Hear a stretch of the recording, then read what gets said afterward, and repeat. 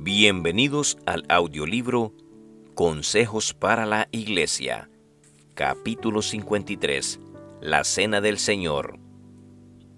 Los símbolos de la casa del Señor son sencillos y fácilmente comprensibles, y las verdades representadas por ellos son del más profundo significado para nosotros. Cristo se hallaba en el punto de transición entre dos sistemas y sus dos grandes fiestas respectivas.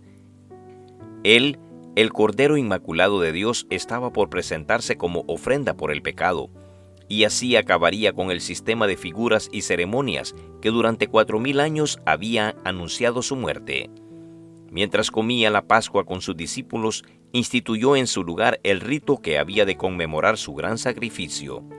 La fiesta nacional de los judíos iba a desaparecer para siempre.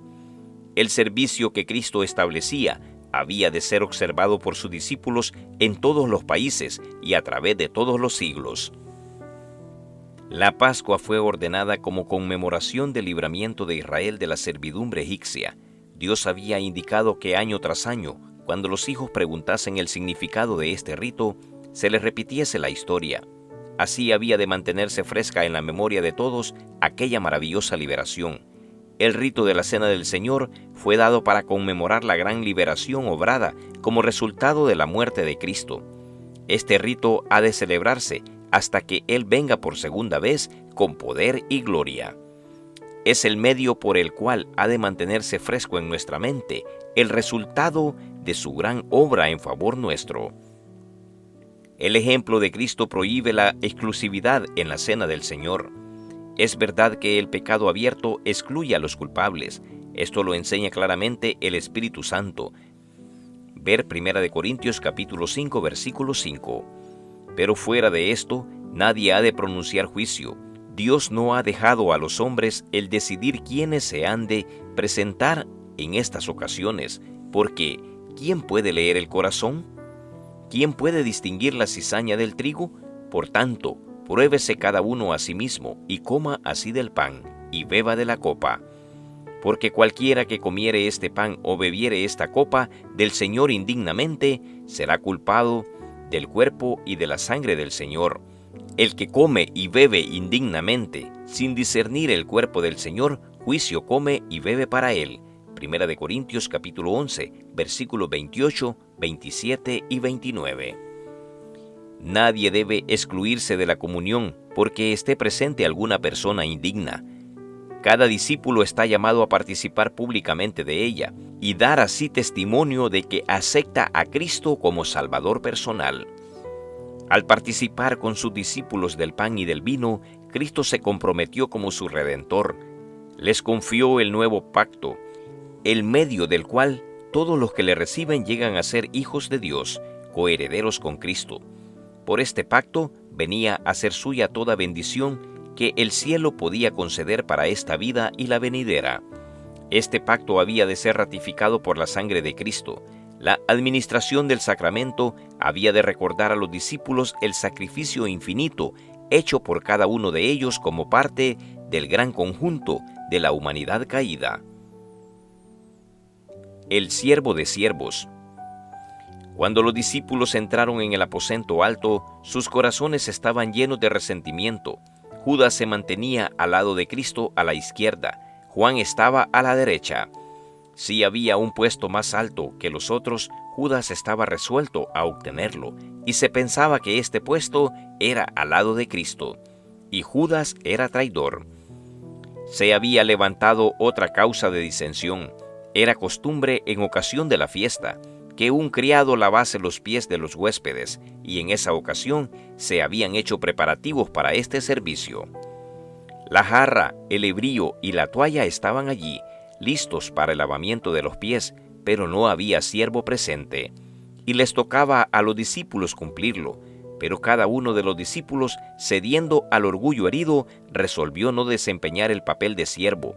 Todos manifestaban una despreocupación estoica, al parecer inconscientes de que les tocaba hacer algo. Por su silencio, se negaban a humillarse. Los discípulos no hacían ningún ademán de servirse unos a otros. Jesús aguardó un rato para ver lo que iban a hacer. Luego él, el Maestro Divino, Se levantó de la mesa, poniendo a un lado el manto exterior que habría impedido sus movimientos, tomó una toalla y se ciñó. Con sorprendido interés, los discípulos miraban y en silencio esperaban para ver lo que iba a seguir.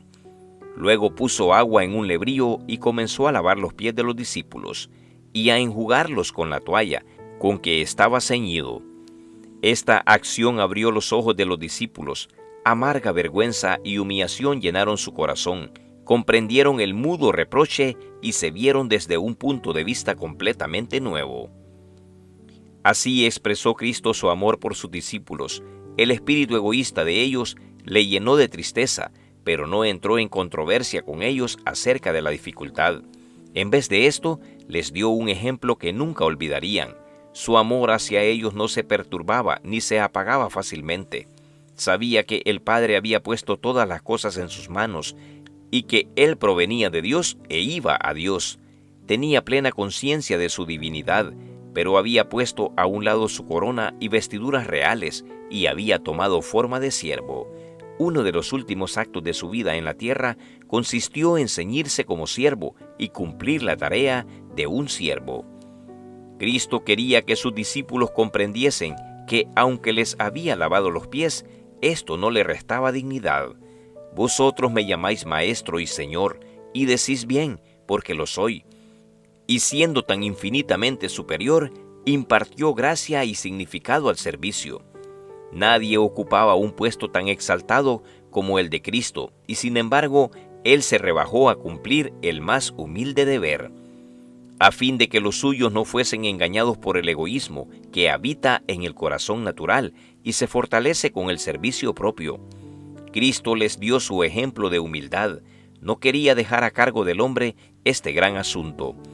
De tanta importancia lo consideró que Él mismo, que era igual a Dios, actuó como siervo de sus discípulos. Mientras estaban contendiendo por el puesto más elevado, aquel ante quien toda rodilla ha de doblarse, aquel a quien los ángeles de gloria se honran en servir, se inclinó para lavar los pies de quienes le llamaban Señor. Lavó los pies de su traidor. Ahora, habiendo lavado los pies de sus discípulos, dijo: Ejemplo os he dado, para que como yo os he hecho, vosotros también hagáis.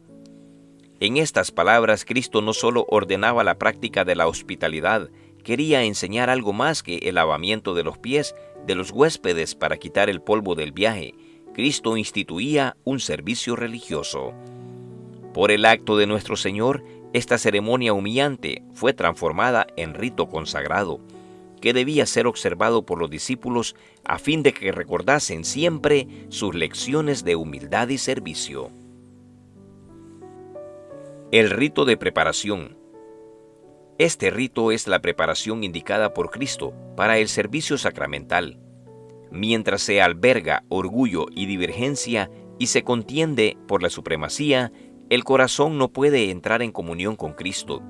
No estamos preparados para recibir la comunión de su cuerpo y su sangre. Por esto, Jesús indicó que se observase primeramente la ceremonia conmemorativa de su humillación. Al llegar a este rito, los hijos de Dios deben recordar las palabras del Señor de vida y gloria. ¿Sabéis lo que os he hecho? Vosotros me llamáis Maestro y Señor, y decís bien, porque lo soy. Pues si yo, el Señor y el Maestro, he lavado vuestros pies, vosotros también debéis lavaros los pies los unos a los otros, porque ejemplo os he dado, para que como yo os he hecho, vosotros también hagáis.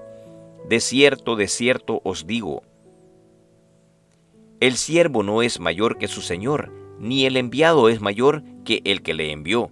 Si sabéis estas cosas, bienaventurados seréis si las hiciereis. Juan capítulo 13, versículos 12 al 17. Hay en el hombre una disposición a estimarse más que a su hermano, y a trabajar para sí, a buscar el puesto más alto, y con frecuencia esto produce malas sospechas y amargura de espíritu. El rito que procede a la Cena del Señor está destinado a aclarar estos malentendidos, a sacar al hombre de su egoísmo, a bajarle de sus zancos de exaltación propia y darle la humildad de corazón que le inducirá a servir a su hermano.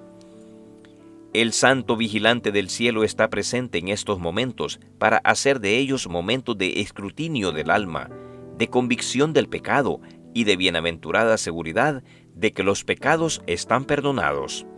Cristo, en la plenitud de su gracia, está allí para cambiar la corriente de los pensamientos que han estado dirigidos por causas egoístas.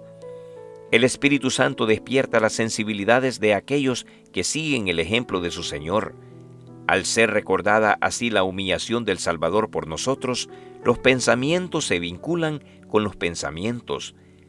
Se evoca una cadena de recuerdos de la gran bondad de Dios y del favor y ternura de los amigos terrenales. Donde quiera que este rito se celebra debidamente, los hijos de Dios se ponen en santa relación para ayudarse y bendecirse unos a otros. Se comprometen a entregar su vida a un ministerio abnegado, y esto no solo unos por otros. Su campo de labor es tan vasto como lo era el de su maestro. El mundo está lleno de personas que necesitan nuestro ministerio. Por todos lados hay pobres desamparados e ignorantes. Los que hayan tenido comunión con Cristo en el aposento alto saldrán a servir como Él sirvió. Jesús, que era servido por todos, vino a ser siervo de todos, y porque ministró a todos, volverá a ser servido y honrado por todos. Y los que quieren participar de sus atributos y con Él compartir el gozo de ver almas redimidas, deben seguir su ejemplo de ministerio abnegado. Un recordativo de su segunda venida. Mientras estaban reunidos en derredor de la mesa, dijo en tono de conmovedora tristeza: «Cuánto he deseado comer con vosotros esta Pascua antes que padezca, porque os digo que no la comeré más hasta que se cumpla en el reino de Dios». Y habiendo tomado la copa, dio gracias y dijo: «Tomad esto y repartidlo entre vosotros, porque os digo que no beberé más del fruto de la vid hasta que el reino de Dios venga». Lucas capítulo 22, versículos 15 al 18. Pero el servicio de la comunión no había de ser una ocasión de tristeza. Tal no era su propósito. Mientras los discípulos del Señor se reúnen alrededor de su mesa, no han de recordar y lamentar sus faltas, no han de espaciarse en su experiencia religiosa pasada, haya sido esta elevadora o deprimente. No han de recordar las divergencias existentes entre ellos y sus hermanos. El rito preparatorio ha abarcado todo esto: el examen propio, la confesión del pecado, la reconciliación de las divergencias. Todo esto se ha hecho. Ahora han venido para encontrarse con Cristo. No han de permanecer en la sombra de la cruz, sino en su luz salvadora. Han de abrir el alma a los brillantes rayos del sol de justicia, con corazones purificados por la preciosísima sangre de Cristo. En plena conciencia de su presencia, aunque invisible, han de oír sus palabras: «La paz os dejo, mi paz os doy. Yo no os la doy como el mundo la da». Juan capítulo 14, versículo 27. Al recibir el pan y el vino que simbolizan el cuerpo quebrantado de Cristo y su sangre derramada, nos unimos imaginariamente a la escena de comunión del aposento alto. Parecemos pasar por el huerto consagrado por la agonía de aquel que llevó los pecados del mundo. Presenciamos la lucha por la cual se obtuvo nuestra reconciliación con Dios. El Cristo crucificado es levantado por nosotros. Contemplando al Redentor crucificado, comprendemos más plenamente la magnitud y el significado del sacrificio hecho por la majestad del cielo. El plan de salvación queda glorificado delante de nosotros, y el pensamiento del Calvario despierta emociones vivas y sagradas en nuestro corazón. Habrá alabanza a Dios y al Cordero en nuestro corazón y en nuestros labios, porque el orgullo y la adoración del yo no puede florecer en el alma que mantiene frescas en su memoria las escenas del Calvario. Mientras la fe contempla el gran sacrificio de nuestro Señor, el alma asimila la vida espiritual de Cristo, y esa alma recibirá fuerza espiritual de cada comunión. El rito forma un eslabón viviente por el cual el creyente está ligado con Cristo y así con el Padre. En un sentido especial, forma un vínculo entre Dios y los seres humanos que dependen de Él. El rito de la comunión señala la segunda venida de Cristo. Estaba destinado a mantener esta esperanza viva en la mente de los discípulos. En cualquier oportunidad en que se reuniesen para conmemorar su muerte, relataban cómo Él, tomando la copa y habiendo dado gracias, les dio, diciendo: «Bebed de ella todos, porque esto es mi sangre del nuevo pacto, que por muchos es derramada para remisión de pecados. Y os digo que desde ahora no beberé más este fruto de la vid, hasta aquel día en que lo beba nuevo con vosotros en el reino de mi Padre». Mateo capítulo 26, versículo 27 al 29.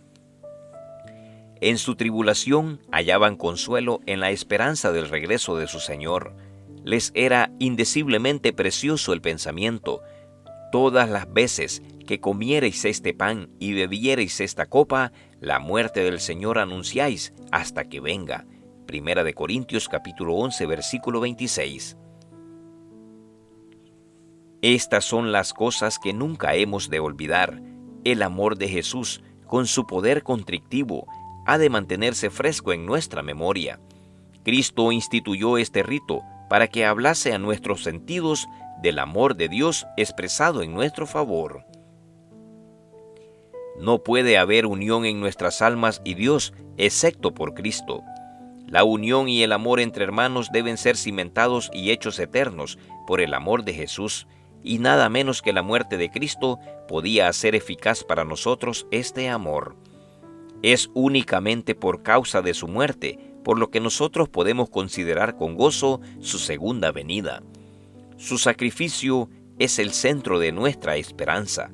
En él debemos fijar nuestra fe.